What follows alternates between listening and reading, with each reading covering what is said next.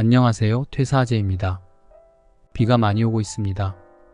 오늘은 비가 많이 오던 호우주의보 배달 이야기와 일상 이야기들 전해드리겠습니다. 먼저 7월 7일 7시 7분 그리고 배터리까지 77%까지 너무 신기했던 직접 캡처한 이미지 보시고 좋은 기운 받아가시기 바랍니다. 독립출판사에서 나온 가장 끈질긴 서퍼, 요새 읽고 있는 책입니다. 책 내용은 16년째 회사에 다니고 계신 40대 회사원의 킵고잉 다이어리 내용인데요. 가장 끈질겼던 서퍼 중 한 명이었던 40대 서퍼 중 한 명인 저는 그곳에서 이탈했기에 읽으면서도 아차했습니다. 그 서핑보드에 계속 타고 있었으면 이탈은 안 했을 텐데 하며 한편으로는 배달 자전거라는 새로운 서핑보드에 몸을 맡기고 있는 모습이 어색한 시기이기도 합니다. 사실 이 저자분은 잠시 머물다 이직한 선배분이기도 합니다. 저는 이탈한 서퍼기의 책을 다시 읽으며 소식이 궁금해서 카톡을 드렸고 근황 이야기를 이어가다가 이탈한 소식을 전해드리니 역시 작가님답게 좋은 말씀을 해주셨습니다. 이탈해도 서퍼는 서퍼예요. 다른 비치를 서핑 중이잖아요. 우리는 같은 서핑 클럽입니다. 회사가 이탈한 거죠. 아차 싶었습니다. 이탈했다는 기분과 퇴사하면 큰 죄를 짓는 거라는 저만의 기준에 매몰되어 있었고 15년 넘게 다닌 루틴이 끊어져 어딘가 패배했다는 기분이 간혹 지울 수 없는 상황이었는데요. 퇴사했어도 우리는 어딘가를 서핑하고 있는 것입니다. 퇴사에 대한 기준을 너무 높게 잡아놨기에 이제는 퇴사 그게 뭐 별거냐란 생각을 계속 되뇌이며 그 기준을 조금씩 낮추며 눈높이로 내려보내는 시기이기도 합니다. 오래 다녔던 관성의 법칙에 더 끊기가 어려웠고 그래서 더 질질 끌려다녔는지도 모르겠습니다. 중소기업에서 힘겹게 서핑보드를 간신히 매달리고 있던 아저씨. 서퍼는 이제 그 중소기업이라는 공간을 슬쩍 밀고 부들부들 서핑보드를 타고 새로운 공간과 망망대해로 점차 멀어지고 있는 시기입니다. 아직까지는 시작이 나쁘지 않습니다. 스트레스도 사라졌고 일상에서는 좋은 분들도 많았습니다. 그제 단골 블루클럽에 머리를 자르러 갔는데요. 배달하다 보니 긴 머리는 너무 불편했습니다.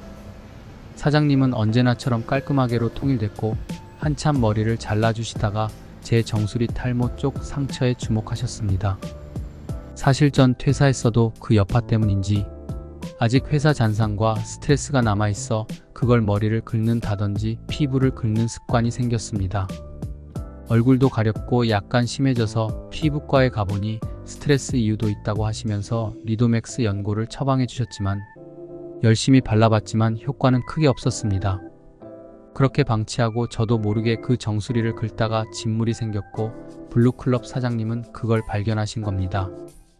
그러면서 한켠에서 어떤 하얀 분말 약을 가져와서 뿌려주셨습니다.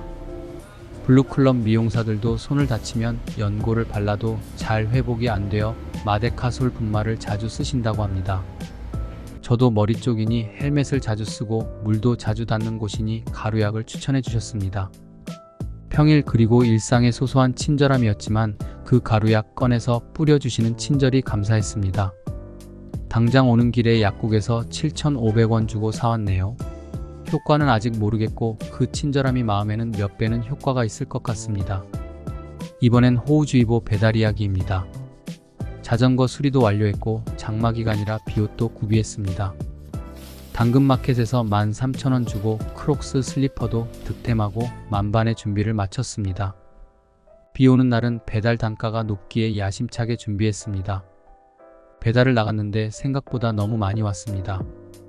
호우주의보도 배달 중에 내렸고 쿠팡이츠 콜을 잡았다가 AI 배달이 아직은 자리를 안 잡았는지 거의 동네를 돌아 산을 넘게 하는 콜이었습니다.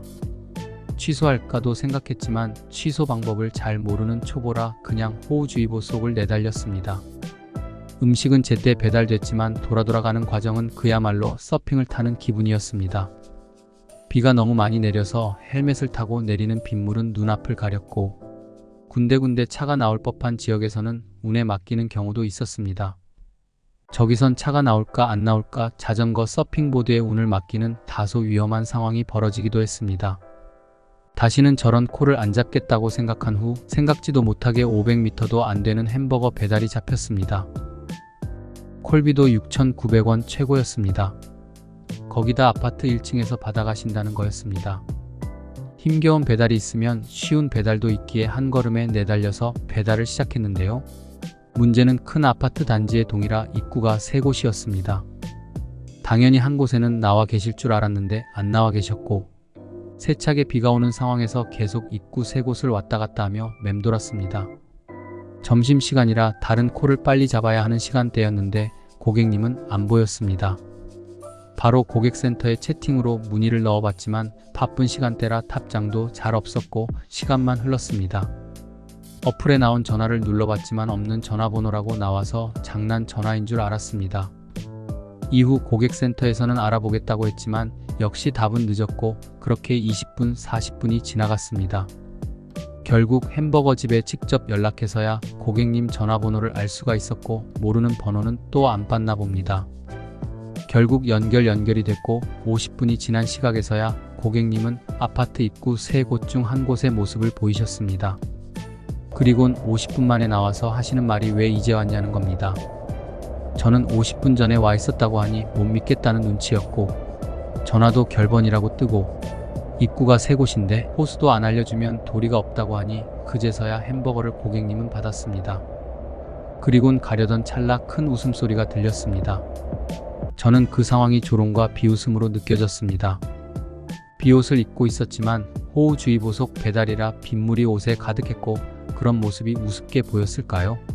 그 아파트 입구에서 나오면서도 도대체 그 큰 웃음의 의미를 몰라 어리둥절했습니다.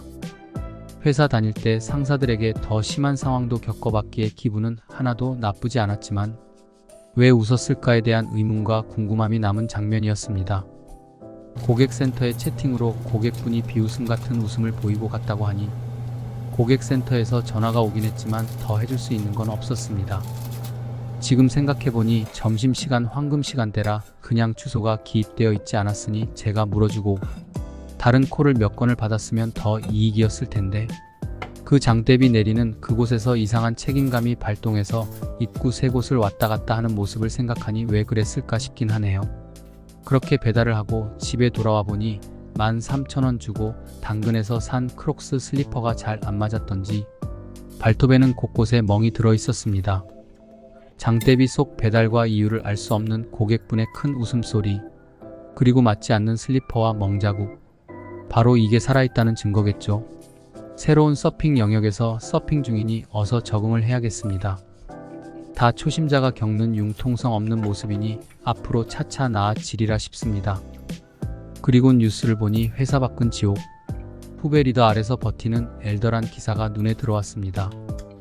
50대가 돼도 임원이나 팀장으로 승진하지 못한 만년 차장급 직원들이 예전에는 편의점이나 치킨집을 차리거나 제2의 인생을 찾아 나갔는데 요즘은 정년까지 버티는 분위기라고 합니다. 회사 밖은 지옥인지 아직은 체감을 잘 못하겠습니다.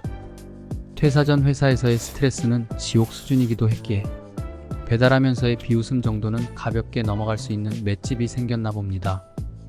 아직은 퇴사 후 적응기, 조금 더 여러 경험과 내용을 통해 좋은 이야기, 성장하는 이야기를 전해드리도록 하겠습니다.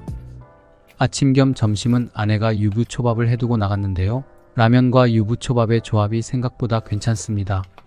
얼른 먹고 점심 배달 나가보겠습니다. 오늘 이야기는 여기까지입니다.